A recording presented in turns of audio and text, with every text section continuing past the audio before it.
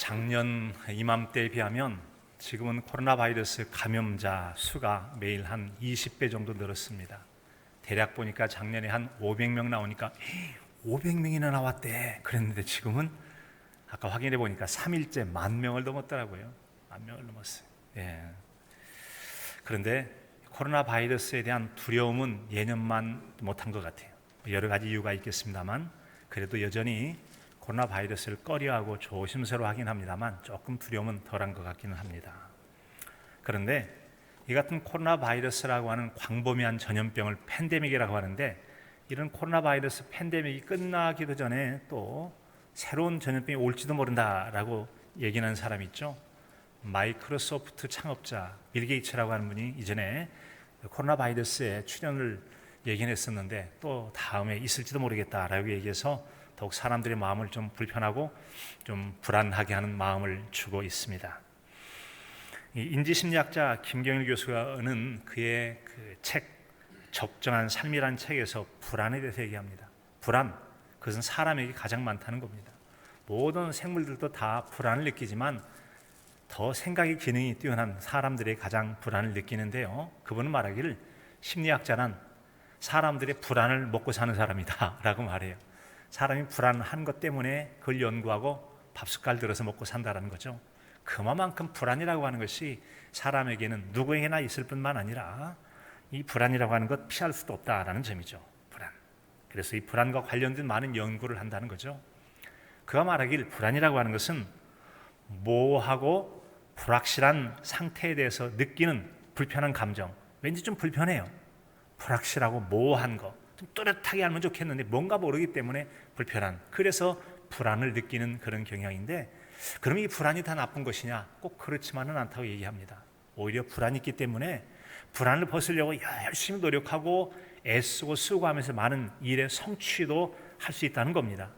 그래서 많은 인간의 성취는 바로 이 불안을 극복하기 위한 노력의 결과라고 해서 그런 불안 같은 경우는 불안의 긍정적 측면이다라고 말하게 돼요. 불안이 긍정적으로 작용하는 경우도 있다는 점이죠. 네. 이처럼 우리가 살아가는 세상에는 우리를 불안하고 두렵고 염려하게 하는 많은 그런 삶의 환경들이 있죠. 요즘 같은 경우 가장 가까운 것은 코로나 바이러스 감염에 대한 위험, 백신 접종에 따른 추가 접종하면서 혹시 또 생길지도 모르는 부작용에 대한 염려, 이런 경제 활동이 취약해져 가면서 겪게 되는 경제적인 부담들, 뭐 이래저래 걱정과 염려들이 참 많죠. 예. 자, 이 같은 여러분, 우리는 무수한 불안의 요소들에 둘러싸여 살아가고 있습니다. 그럴지라도 비록 우리 주변을 가득 에워싸는 두려움이 있을지라도 하나님이 지켜주시면 우리 삶은 안전하고 평안하고 또 여러분 평강을 누리게 될 줄로 믿습니다. 그 하나님을 믿었으면 참으로 좋겠어요. 바로 이 시간에는 바로 그 하나님께서 지켜주시고 건져주시면 아무 문제가 없다라고 하는 그 하나님을 통한 평안의 말씀을 나누려 하기 때문입니다. 여러분, 그렇다면 어떤 사람이 그런 평안을 누릴까요? 하나님을 피난처로 삼는 자라고 하는 거죠. 그런 사람은 안전할 것이다 라고 말씀하세요. 시편 91편은 누가 썼는지 시편 작자는 미상입니다. 그런데 그 시 속에 보면은 하나님을 향한 확고한 믿음을 가지고 그 믿음 안에서 어떻게 살아가는지에 대해서 들려주고 있습니다. 그런 모습을 우선 1절에 보면 이렇게 말씀하고 있죠. 지존자의 은밀한 곳에 거주하며 전능자의 그늘 아래 사는 자여 라고 말씀합니다. 우선은 하나님을 지존자, 지극히 거룩하신 분, 지극히 존귀하신 분, 그 다음에 전능자, 그 무엇도 못할 것이 없는 온전한 능력을 가지신 분, 뭐든지 하실 수 있는 그런 전능하신 하나님이라고 말씀합니다. 그렇게 하나님에 대한 믿음과 신앙 고백을 한 다음에 그 하나님 안에서 어떻게 사느냐, 그런 말하기를 은밀한 곳에 거주하며 그늘 아래 사는 자여, 철저하게 하나님을 신뢰하고 그분 안에 살아가는 사람이다 라고 얘기합니다. 여러분, 그렇게 하나님께서 전능자시고 또 하나님께서 지존자시라면 그런 하나님 믿고 살아가는 그의 마음을 얼마나 편안하고 또 그분의 지키심 속에 안전하게 보호를 받겠습니까? 당연히 그러겠죠. 네. 그래서 여러분, 그는 하나님을 의지하고 또 하나님을 의지하며 살아가는 그런 삶이 있는가 하면 세상 사람들이 모두가 그러냐? 결코 그렇지만은 않다라고 얘기하는 것이죠. 오늘 말씀 속에 보면 사람들이 힘을 삼는 것들은 참 다양한 것을 알 수 있어요. 하나님을 알지 못하는 사람들은 그들의 힘, 의지할 만한 대상을 세상 속에서 찾아내죠. 이것을 내가 의지하면 내가 보호받으리라, 내가 든든하게 힘을 얻을 것이다 라고 생각해서 세상 속에 도움을 삼죠. 대표적인 것들을 잘 아시는 것처럼 돈이나 권력이나 지식이나 또 그 다음에 사랑관계 속에서의 서로 힘들, 요즘 같은 경우는 정보라는 것도 있고 또 그 다음에 여론의 힘도 있고 법의 힘도 있고 여러 사람이 함께 힘을 모으는 친구의 수나 동맹의 수 같은 것들이 굉장한 자식의 힘이 될 수도 있죠. 자, 그런 모습들을 성경에서 볼 수 있는데 이제 여호수아 군대가 가나안 북부 지역을 이렇게 정복해 가는 중에 이제 그 지역에 있는 여러 지역 이제 왕들이 모이는데 하솔 왕 야빈을 비롯해서 자그마한 여러 부족들이 왕들이 11국가 이상의 왕들이 모여서 연합군을 이뤄서 맞서게 되어집니다. 왜 그러죠? 서로 모이면 힘이 있다고 생각하고 서로 의지와 힘을 삼는 것이죠. 그 숫자들을 백성이 많아 해변에 수많은 모래 같고 말과 병거도 심히 많았더라라고 얘기하고 있습니다. 이런 것처럼 세상 사람들은 하나님이 아닌 세상에서 찾을 수 있는 그 무언가를 통해 그의 힘과 의지를 삼는다라는 점이죠. 자, 그러나 시인은 하나님을 피난처로 삼아 의지한다고 얘기하고 있습니다. 사람이 어떤 위기 상황이 닥치면 그가 평상시에 무엇을 혹은 누구를 의지했는가가 드러납니다. 평상시에 내가 돈을 의지했던 사람은 돈을 찾을 것이고 사람 백을 의지했다면 백을 찾아서 무슨 문제만 생기면 그를 향해 나갈 것입니다. 그런가 하면 경건한 신앙인은 어떤 문제가 있을지라도 잠잠히 무릎 꿇고 하나님께 나가서 하나님 이 일 어찌하면 좋겠습니까? 라고 하나님께 기도하게 되는 것이죠. 신실한 하나님의 사람은 하나님을 피난처 삼는다는 것이죠. 그 내용이 바로 2절의 말씀이에요. 나는 여호와를 향하여 말하기를 그는 나의 피난처요 나의 요새요 내가 의뢰하는 하나님이라 하니라. 아멘. 피난처다. 그의 피해서 안전을 보장받는 곳이 피난처잖아요. 요새, 전쟁주로 용어인데 아주 든든한 그런 방어 진지 같이 높거나 안전해서 그 누구도 침범하지 못할 그곳에 숨으면 안전할 수 있는 그런 곳이죠. 내가 의뢰하는 하나님이라. 하나님에 대해서 절대 신뢰하는 그런 분으로 그가 고백을 하고 있다는 점이죠. 그래서 시인은 내가 의뢰하는 하나님이라 고백하면서 그가 위험이나 어림에 처했을 때 하나님 그를 지켜주실 것이라는 그런 믿음을 가지고 있음을 들을 수가 있습니다. 우리가 하나님을 그렇게 믿어도 좋을 이유가 있죠. 하나님을 믿어도 좋을 이유가 뭘까요? 하나님이 우리를 도와주시기 때문입니다. 시편 123편 3절로 4절에 보면 여호와께서 너를 실족하게 하지 아니하시며 너를 지키신 자가 졸지도 아니하시리로다. 이스라엘 지키시는 이는 졸지도 아니하고 주무시지도 아니하시리로다. 아멘. 하나님으로 말씀하는 것 같으면 전능자예요. 뭐든지 할 수 있는 능력을 가지고 계세요. 밤에도 낮에도 졸거나 주무시지 아니하시니까 결코 허점이 없습니다. 완전한 능력으로 빈틈없이 온전하게 지켜주니 무슨 걱정이 있겠어요? 무슨 염려가 있겠어요? 이처럼 하나님에 대한 신뢰하는 믿음이 그 이후의 삶과 또 삶의 결과를 만들어내게 되는 겁니다. 우리 지난주 말씀 잠깐 떠올려 본다면 지난주 말씀은 십자가의 도, 십자가의 말씀, 십자가의 진리에 대한 내용이었어요. 이 같은 십자가의 진리를 어떤 사람은 무시해요. 멸망하는 자들에게는 미련한 것이다 라고 하는 것처럼 미련한 것을 여기니까 거들떠보지도 않고 무시를 한단 말이죠. 그의 결과는 멸망, 사망에 이르게 되어져요. 그러나 십자가를 하나님의 능력으로 바라보는 사람은 바로 구원과 은혜가 되어지는 복을 했잖아요. 그래서 십자가의 도에 의해서 자신의 죄악을 고백함으로 회개하고 죄 용서를 받고 여러분 구원받고 또 놀라운 부활과 영생의 복에 참여하는 은혜를 누리는 사람이 바로 십자가의 도를 하나님의 능력으로 믿는 사람 아니겠어요? 거칠고 투박한 우리의 원석, 다듬어지지 않은 우리의 성품이나 신앙들이 십자가의 복음을 통해서 잘 바뀌어지고 성장하고 성숙한 신앙으로 나아가는 정말 보석 중에 보석같이 바뀌어지는 것도 십자가의 도를 통해 가능한 줄로 믿습니다. 자, 여러분 어떤 자세로 대하느냐에 따라 완전히 달라진다는 점이죠. 자, 그런 점을 생각할 때 나는 어떤 경우에 하나님 피난처로 삼는가, 내가 하나님을 언제 피난처로 삼냐에 따라서 내 신앙 인생이 또 달라질 수 있다는 점이에요.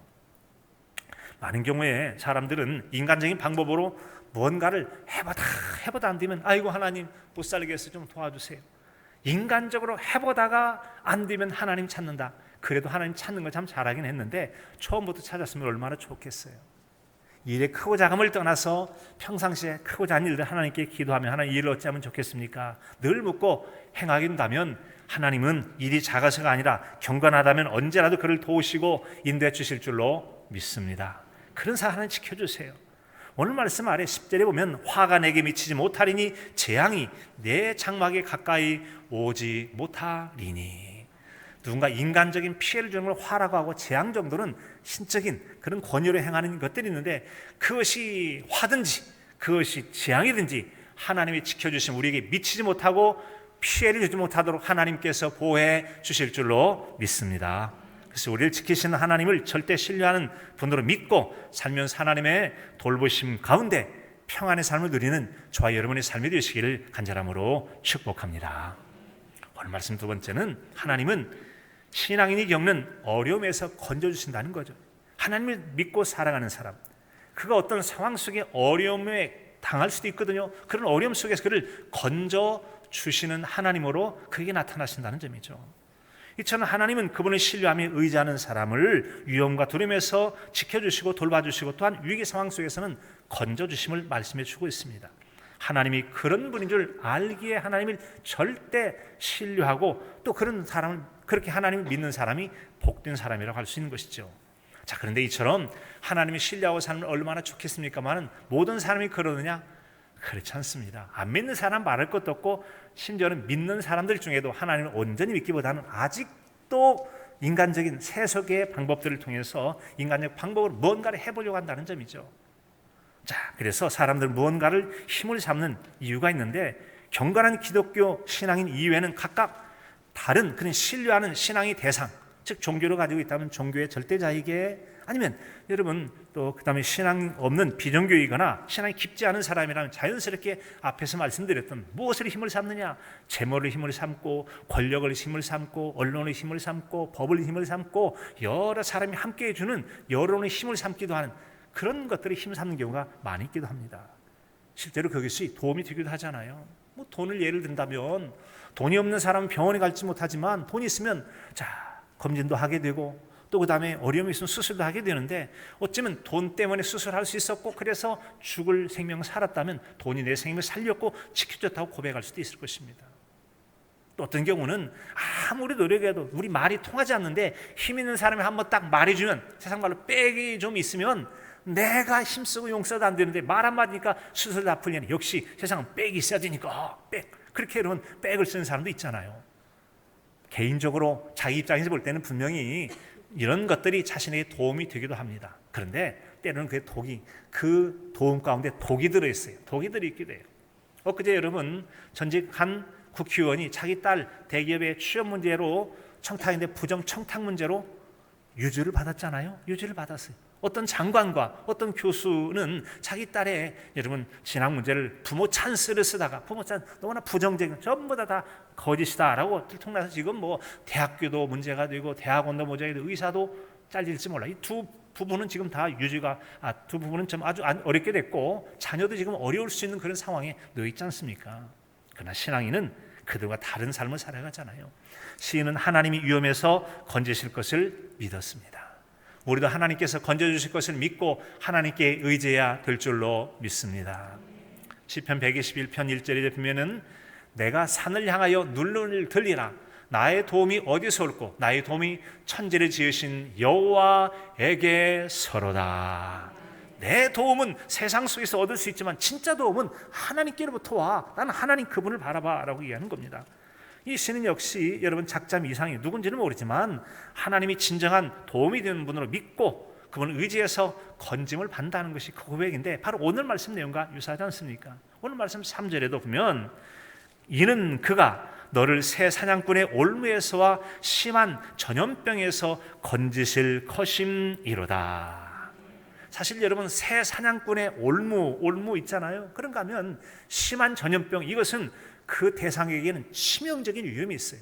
아주 큰 위험이 있다는 거죠. 그러나 그 위험이 좀 다르기는 해요. 이를테면 새 사냥꾼의 올무는 새를 잡기 위해서 올무를 넣는 건데 먹이를 넣고 올무 있다가 탁 낳고 채가지고 잡는 거니까 새로서는 전혀 알지 못하고 갑자기 당하는 죽음의 함정 같은 것이 바로 새 사냥꾼의 올무 같은 거예요. 그런가 하면 심한 전염병이라고 하는 것은 아이고 전염병 돈데 지금 코로나 바이러스처럼 우리 주변 가운데 명백히 그 존재를 알고 있지만 여러분 그걸 어떻게 막아낼 수가 없는 삶 속에서 완전히 격리되어 있지 않은 이상은 어쩔 수 없이 섞여 살다 보면 감염될 수밖에 없는 것이 바로 심한 전염병이에요. 그런데 그때하고 지금은 다르죠. 지금 마스크라도 있잖아요. 마스크 쓰고 계시잖아요.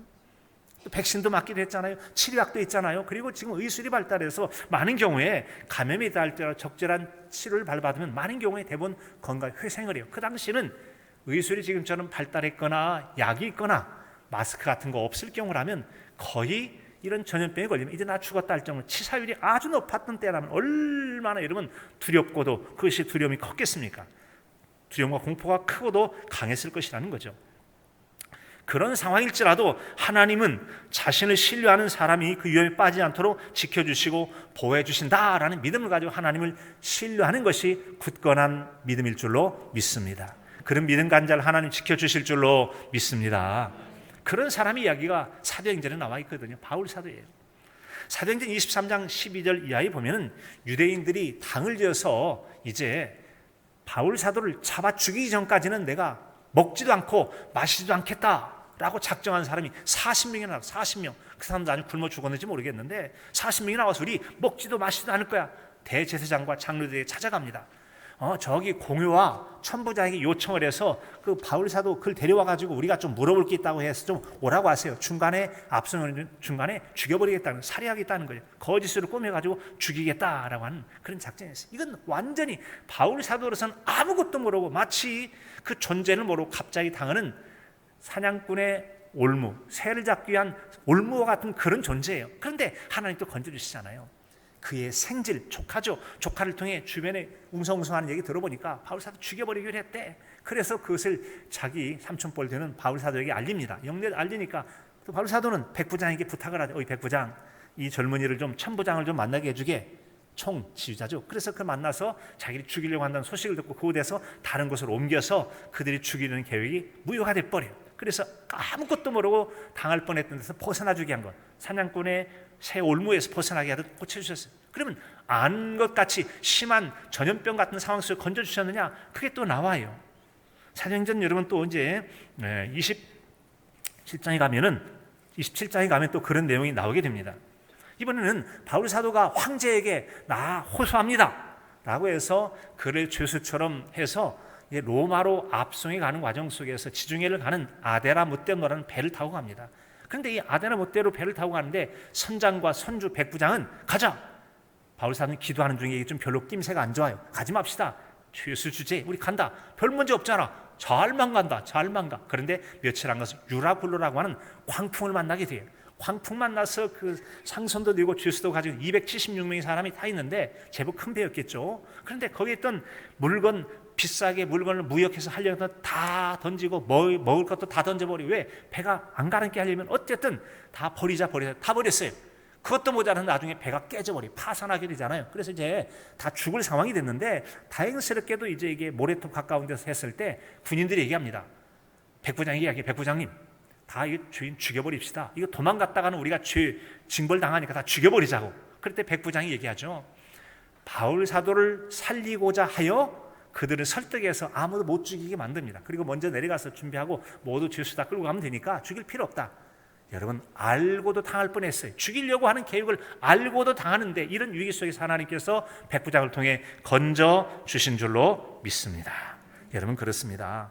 이처럼 하나님께서 우리가 하나님 믿고 살면 건져주세요. 우리는 여기서 한 가지 교훈을 얻게 되는 게 있는데, 먼저는 바울 사도를 아무도 모르게 사냥꾼의 새 올무처럼 노래했던 이 40명의 유대인들을 생각합니다. 그들은 감히 하고 여러분 기독교 보험을 증가하는 바울 사도들이 자기들의 마음에 든지 안다고 하나님이 영광을 위하여, 하나님이 영광을 위하여 하면서 하나님의 영광을 운운해가면서 바울 사도를 죽이려고 한다는 것이죠. 목적이 선하다면 방법도 거룩해야 될 줄로 믿습니다. 방법이 좋아야 돼요. 하나님이 영광을 위하고 교회를 위하고 무슨 부서를 위하고 어떤 일을 위해서 하는데 그 방법이 부정하고 불법적이고 거룩하지 못하다면 하나님이 그 일로 영광 받으시겠습니까? 그렇지 않다는 거죠. 그래서 우리는 진정 하나님의 영광을 위한 일을 한다 할지라면 그런 과정도 거룩하고 덕이 되어서 어떤 사람이 실족하지 않도록 주의함이 필요할 줄로 믿습니다. 잘못된 것은 그냥 죄에 불과하지 그 이상도 그 이하도 아니다라고 하는 점이에요. 나는 하나님 위험에서 건지실 것을 얼마나 믿고 사는지 한번 자신을 돌아보시기 바랍니다. 세상을 살아가면서 사람들이 힘을 삼는 거 많이 있잖아요. 재력이나 빽이나 학식이나 그 무엇. 자, 이것이 아닌 철저하게 내가 위험이나 어려움 가운데 놓였을 때 오직 하나님만이 진정한 나의 힘과 도움이 되십니다 라고 얼마나 믿고 살아가시냐라고 하는 거죠. 그런 믿음이 그 다음에 결과를 결정하게 되어 있어요. 믿음이 그 다음에 결과를 결정하게 되어 있습니다. 다윗은 시편 40편 1, 2절에 보면은 내가 여호와를 기다리고 기다렸더니 귀를 기울이사 나의 부르짖음을 들으셨도다. 나를 기가 막힐 웅덩이와 수렁에서 끌어올리시고 내 발을 반석 위에 두사 내 걸음을 견고하게 하셨도다. 웅덩이와 수렁에서 끌어올리셨다라는 거죠. 이 다윗의 신앙 간증과 같이 우리 모두도 그런 어떤 각종 위험과 질병이나 전염병이나 위험 등이 있을 때 하나님께서 나를 건져주시리라 하는 믿음 가지고 의지해서 하나님이 건져주시는 은총을 누리며 사시는 저와 여러분의 삶이 되시기를 간절함으로 축복합니다. 세 번째는 그 어떤 어려움도 하나님께 피하면 다 어려움이 부질없다는 거죠. 쓸모가 없다는 거예요. 아무리 위협적이고 두려움을 주는 걸 할지라도 하나님 의지하면 하나님 앞에서는 아무것도 아니에요.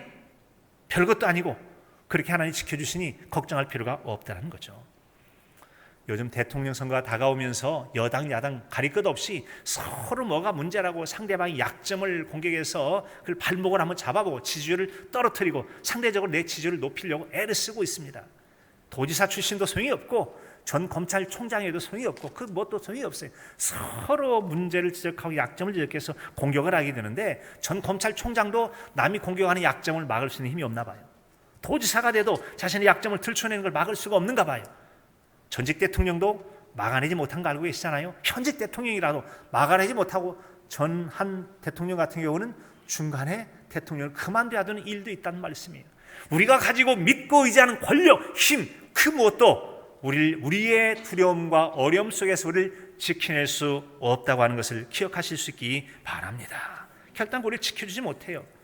그런데 왜냐하면 마태복음 10장 26절에 있는 것처럼 감추인 것이 드러나지 않을 것이 없고 숨은 것이 알려지지 않을 것이 없느니라. 오해된 것도 알려지고 잘못된 것도 알려지고 악한 것도 알려지고 언젠가 때가 되면 다 밝혀지게 되어 있다는 거죠. 그래서 숨길 수가 없어요.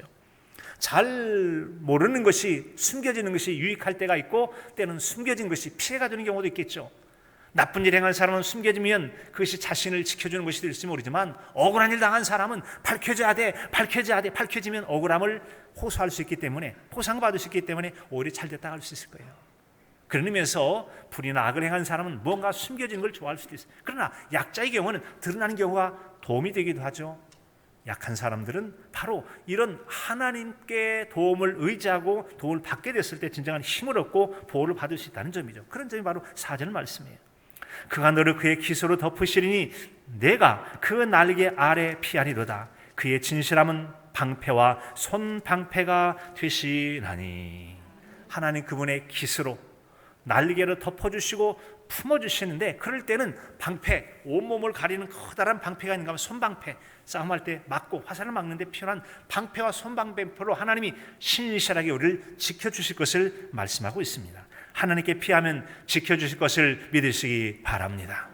아마도 여러분 암탉이 삐약삐약하는 병아리를 그의 날개 가운데 좀 상황이 안 좋은 이상한 소리 내면 병아리들이 알아듣고 쪼르륵 달려가서 쏙 들어가는 걸 제가 몇 번 봤어요. 봤는데 소리 내면 들어가 꼬물꼬물꼬물해 가면서 이 날개를 다 숨잖아요. 그렇게 하나님이 지켜주시고 보호해 주신다는 거예요. 하나님 지켜주시고 보호해 주십니다. 여호와를 경외하는 너희 자들아 너희는 여호와를 의지하라. 그는 너희의 도움이시오 너희의 방패시로다. 이 시편 115편의 시편 기자가 고백한 것처럼 우리에게 하나님이 그런 도움과 피할 대상이 되어주시고 우리를 지켜주신다면 여러분 마음이 얼마나 든든하겠습니까? 우리가 살아가는 세상 속에서 어려움이라고 하는 것은 시도 때도 상황도 없이 예견치 못하게 갑작스럽게 닥치는 경우가 얼마나 많은지 몰라요. 오늘 말씀 5절에 보면 밤에 찾아오는 공포와 낮에 날아드는 화살과 어두울 때 퍼지는 전염병과 밝을 때 닥쳐오는 재앙을 두려워하지 아니하리로다. 문제는 다양한 형태로 끊임없이 얘기를 하죠. 설상가상이라고 우리 엎친 데 덮친 격이에요. 그래서 어려울 때도 문제는 닥칠 수 있어요. 그러나 하나님을 의지하는 사람은 두려워할 것이 없다. 두려워할 것이 없다고 말씀해요. 이런 위험은 우리 생명을 위협하고 삶의 질을 크게 떨어뜨리거나 훼손하는 것들이 되는데 하나님을 의지하는 사람은 그렇지 않을 것을 말씀해 주세요. 왜요? 우리가 피할 때 하나님께서 덮으시고 보호해 주시기 때문이라고 하는 거예요. 하나님이 덮어주시고 보호해 주시면 그런 위험이 아무 해를 주지 못하고 든든하고 안전하게 보호를 받게 될 줄로 믿습니다. 6절 말씀이에요. 어두울 때 퍼지는 전염병과 밝을 때 닥쳐오는 재앙을 두려워하지 아니하리로다. 어두울 때 은밀하게 미처 알지 못하게 은밀하게 닥치는 두려움의 전염병들, 밝은 대낮에 알고도 막지 못할 만큼 강력한 것이라 할지라도 하나님께서 은밀한 것이든 강력한 것이든 막아주시면 문제가 되지 않는다는 것이에요. 두려워할 필요가 없다는 점이죠. 바로 그래서 이런 신앙을 가진 사람은 똑같은 세상을 살아가도 그의 삶의 자세나 마음, 심령의 상태가 확연하게 구분될 수밖에 없어요. 그런 모습들을 7절에서 이렇게 들려줍니다. 1000명이 내 왼쪽에서 10,000명이 내 오른쪽에서 엎드러지나 이 재앙이 내게 가까이 하지 못하리로다. 하나님께서 전능자가 되시고 방패와 손방패로 막아주시기 때문에 아무리 많은 위험과 어려움이 온다 할지라도 10,000만이 10,000만이 넘어진다 할지라도 안전하게 지켜주시니 걱정 염려할 게 없다는 거죠. 그런 의미에서 하나는 우리의 진정한 피난처가 되어주세요. 하나님이 저와 여러분의 피난처가 되어주십니다. 세상 그 무엇이나 어느 곳에서도 비교할 수 없는 하나님의 깃과 날개 아래 품는 그 아래 숨는 것이야말로 그 누구 힘, 백, 재력, 권력 그 어떤 것과 비교할 수 없는 가장 안전하고도 평안하고 좋은 곳이 바로 하나님의 품이라고 하는 겁니다. 사랑하는 성도 여러분, 우리 그런 믿음 가지고 살아가시면 참으로 좋겠습니다. 하나님 그런 믿음을 바라실 줄로 믿습니다. 자, 여러분이 피해서 두려움에서 벗어난 사례들이 어떤 일인지 한번 나눠보면 좋겠어요. 여러분들은 어떤 경우에 하나님께 피해서 두려움이나 공포를 벗어났던 적이 있으십니까? 저는 얼마 전에 있었던 한 가지 사례를 말씀드릴 수 있겠죠. 2월 8일 날 있었던 마마클럽, 마리아처럼 기도하고 마리아처럼 섬기는 그런 어머니 기도 운동이 마바클럽이잖아요. 우리가 그동안 마중물 기도회라고 해서 발대식이 있기 전까지는 마중물 기도라고 했고 이제는 발대식 2월 8일 날 됐기 때문에 이제부터는 마마클럽 어머니 기도회라고 불려지게 됩니다. 그 날이 있기 전에 작년에 여러분 한번 우리가 준비 기도 모임이 있고 웬만하면 하려다가 코로나 바이러스가 많다고 그래서 안 했어요. 근데 지금은 그때보다 훨씬 더 많은 상황이 났다. 그러니 한 번 연기했던 거 또 위험한데 한 번 더 연기합시다 라고 하는 분도 있기도 하고 살짝 그냥 좀 건너가면 안 되겠습니까? 상황이 이런데 나중에 기도만 하고 이런저런 이야기들이 참 많이 있었습니다. 충분히 이해도 되고 그럴만도 하고 합리적이에요. 누가 봐도 다 그럴 법해요. 그런데 저는 결정을 해야만 했습니다. 더 많이 고민이 될 수 있죠. 그런데 하기로 했습니다. 왜 그랬을까요? 제가 하나님께 주목하는 게 한 가지가 있어요. 하나님께 주목하는 게 있었다고 하는 것이죠. 그건 바로 하나님의 인도하심이었어요. 하나님은 어떻게 인도하셨을까요? 기도 가운데 제 마음에 평안을 주셨습니다. 같이 한번 해볼까요? 하나님의 평안, 하나님의 평안. 여러분 기도하는 가운데 하나님 평안해 주시면 걱정할 필요가 없다는 거죠. 믿고 행하는 거예요.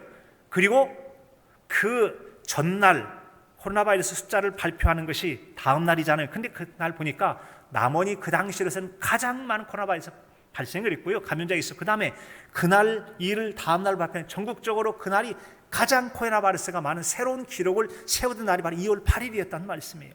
그런 일을 생각한다면 어찌 여러분 그 일을 행할 수가 있었겠습니까? 자, 여러분 그때 하나 깨달음이 있었다는 거 아니겠습니까? 하나님의 일을 계획한 일을 진행하려 할 때 막힘 없이 진행하는 것 아무 염려 없이 잘 됐는데 여러분 그때 깨달은 어둠 중에 하나는 생명의 구원이나 혹은 하나님의 은혜를 덧입기 위해서는 하나님을 믿는 믿음 안에서 염려와 두려움을 극복하는 담대함이 필요하다고 하는 거예요. 담대함이 필요합니다. 하나님 말씀 순종하면 아무 일이 없느냐? 그렇지 않아요. 애국 군대가 쫓아온다니까. 하나님 말씀 듣고 나가는데 애국 군대가 쫓아와요. 잡겠다고 쫓아와요. 순종이 나갔는데 앞에 홍해 바다가 가로막고 있어요. 앞도 뒤도 다 막혀서 위험한 상황에 처했어요. 일 잘못해놓고 어려움과 교회가 시끄러지면 어떻게 하죠? 이게 바로 닥칠 수 있는 위험 상황이에요. 책임을 감당해야 되겠죠. 그럼에도 불구하고 나아가요. 순종하게 되어지면 바다가 갈라지는 기적을 통해서 하나님의 새 길을 열어 주실 줄로 믿습니다. 이게 바로 믿음의 결단이고 순종이라고 하는 것이죠. 그런 일이 있을 때 좋은 결과를 주세요. 그런 경험이 주는 교훈은 하나님을 믿는 신앙 안에서 평안을 인도할 때는 주변의 소리에 너무 신경 쓰지 말라고 하는, 하나님께서 됐다, 한번 해봐라, 평안 주시면 이러면 어떨까요? 염려가 돼요. 저러면 어떨까요? 마음이 흔들려요. 염려가 되고 흔들리다면 할 수 있는 게 없어요. 그때 하나님 주시라면 그냥 알겠습니다, 참고하겠습니다 하고 그냥 담대하게 나가라고 하는 것입니다. 그때 만약에 주변을 기웃기웃 하다 보면은 정말 주시거든 저를 명하여 물 위를 걷게 하소서, 물 위를 걸어라. 베드로가 예수님 보고 걸어가다가 내가 지금 뭐 하고 있어? 눈을 보니까 자기가 바다 위를 걸어가거든요. 그걸 바라고 물에 빠져들어가잖아요. 불신앙, 믿음 없음과 꾸지람만 듣는 게 뭐예요? 주변 소리에 귀를 기울이는 거예요. 때로는 하나님 명령하시면 그대로 믿고 따라가면 그대로 책임져 주실 줄로 믿습니다. 따라서 우리가 평안을 누리는 방법 중에 하나는 하나님에 대한 절대 신뢰한 굳건한 믿음을 갖는 거예요. 이사야서 26장 3절에도 주께서 심지가 견고한 자를 평강하게 지키시는 이는 그가 주를 신뢰함이니이다. 하나님 굳게 신뢰하면 평안이 있는데 어정쩡하게 하면 이게 팔랑팔랑 움직이듯이 불안과 걱정, 염려를 떠날 수가 없어요. 굳건히 믿어보세요. 어떤 상황 속에서도 상황과 상관없이 평안을 누릴 수 있게 되어진다는 점이죠.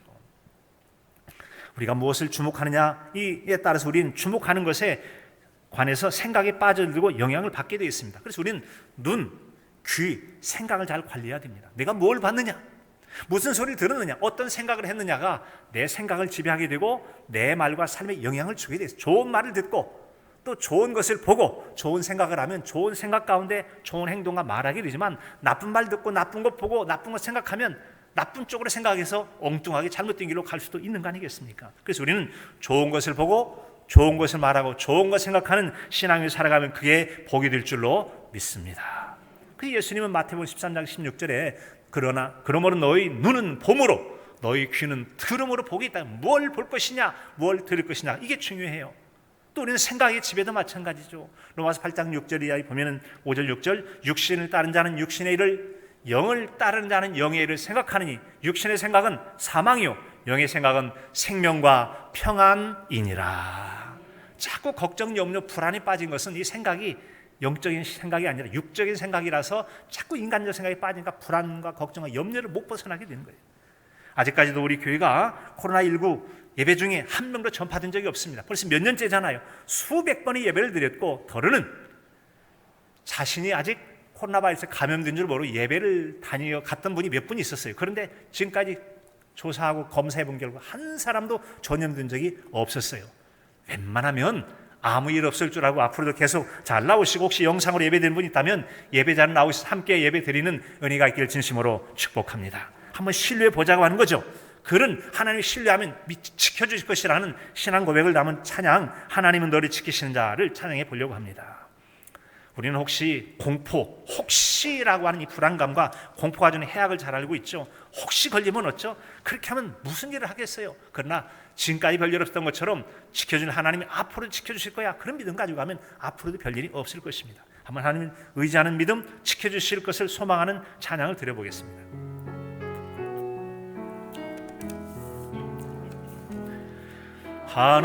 하나님은 너를 지키시는 자, 너의 우편에 그늘 되시니 낮의 해와 밤의 달도 너를 해치 못하리. 하나님은 너를 지키시는 자, 너의 환난을 면케하시니 그가 너를 지키시리라. 너의 출입을 지키시리라. 눈을 들어 산을 보아라. 너의 도움 어디서 오나. 천지 지으신 너를 만드신 여호와께로다.